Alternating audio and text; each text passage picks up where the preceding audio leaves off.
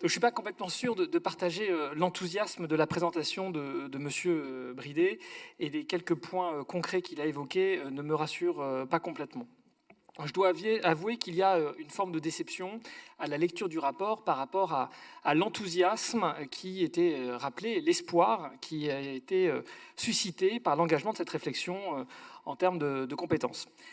À ce titre-là, je n'ai peut-être pas lu exactement le même rapport du Césaire, mais je n'ai pas eu le sentiment d'un soutien vigilant, mais d'une interrogation profonde sur la démarche qui était engagée. Je vais juste lire l'avis du Césaire, c'est page 1. « La démarche ne nous semble pas aboutie, tout comme la finalité de cette nouvelle prise de compétences régionales. » Pas abouti, le vocabulaire est sévère quand on sait à quel point le Césaire veille toujours à préciser, argumenter et orienter nos décisions.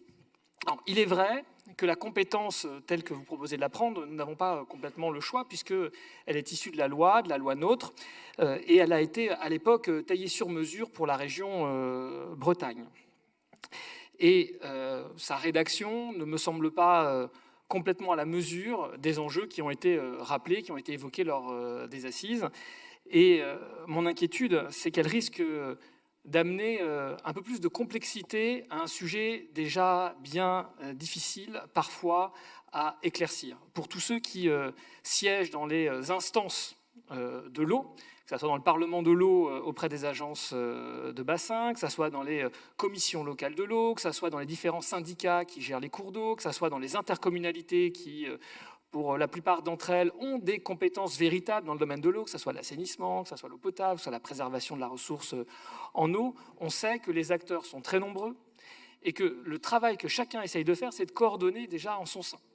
Et donc, avoir aujourd'hui la région qui se propose de venir coordonner ce qui coordonne, mon inquiétude, c'est de rajouter, comme Nicolas Forissier le disait tout à l'heure, de la complexité à la complexité, et que l'on tombe dans la situation un peu du coucou qui vient faire son nid dans la maison des autres.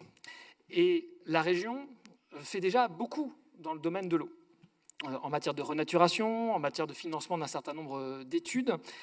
Mais aujourd'hui, l'espoir qui s'est exprimé, je crois, lors des assises de l'eau, n'était pas à l'appel d'un coordonnateur supplémentaire. L'espoir qui s'est exprimé, c'est un levier, ce sont des soutiens complémentaires pour pouvoir mettre en œuvre des politiques de l'eau qui sont aujourd'hui parfois entravées. Je prends un exemple, je suis président d'une commission locale de l'eau. La région nous a aidés au départ pour financer des études avec l'agence locale, avec l'agence de l'eau. Maintenant qu'il faut réaliser les travaux, la région n'est plus là.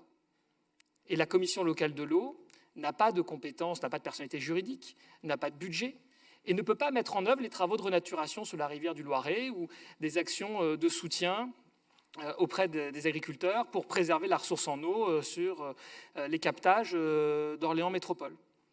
La région serait très utile là-dessus pour nous aider. Et donc, notre soutien à l'idée que la région puisse se saisir de ses compétences s'accompagne nécessairement, et c'est le sens de l'amendement que Anna Stepanov présentera tout à l'heure, d'un plan, d'une feuille de route, de moyens nouveaux. Et cette prise de compétences doit être un levier pour réinterroger notre action en la matière. Je disais que tout à l'heure que la compétence avait été taillée sur mesure pour la région Bretagne, mais depuis, deux autres régions s'en sont saisies. La région Sud, qui a une problématique, un rapport à l'eau qui est un peu différent de la nôtre, puisque nous n'avons pas vraiment la mer à proximité, mais la région Grand Est, elle, qui a une configuration plus proche de la nôtre, quand elle a pris cette compétence, elle s'est dotée d'un plan d'action avec cet axe et des éléments très concrets à mettre en œuvre. Et de ce point de vue-là, je suis rassuré de voir qu'il y a des idées, mais travailler sur la formation des élus, sur la culture populaire, sur l'accélération des instances démocratiques, tout ça est utile, je ne dis pas le contraire. Mais je pense que compte tenu de l'urgence en matière d'eau, compte tenu de la difficulté que nous avons sur le terrain à mettre concrètement en œuvre un certain nombre d'actions, la région doit aller plus loin que l'animation telle que vous le proposez. Nos différents acteurs ont besoin de leviers d'action et j'espère que le travail que nous allons encore à faire avant que l'État nous confirme que nous obtenons cette compétence nous permettra de lister les moyens et d'en dégager des nouveaux pour accompagner, comme nous l'avons proposé lors de la dernière session, les collectivités. Je vois que vous l'avez repris, M. Bridet, parce que vous évoquiez les CRST. Je crois vraiment que les CRST peuvent être un levier pour aider des investissements dans le domaine de l'eau. C'est de cela dont il faut que nous parlions maintenant, parce que c'est cela qui changera concrètement les choses pour notre région. Je vous remercie.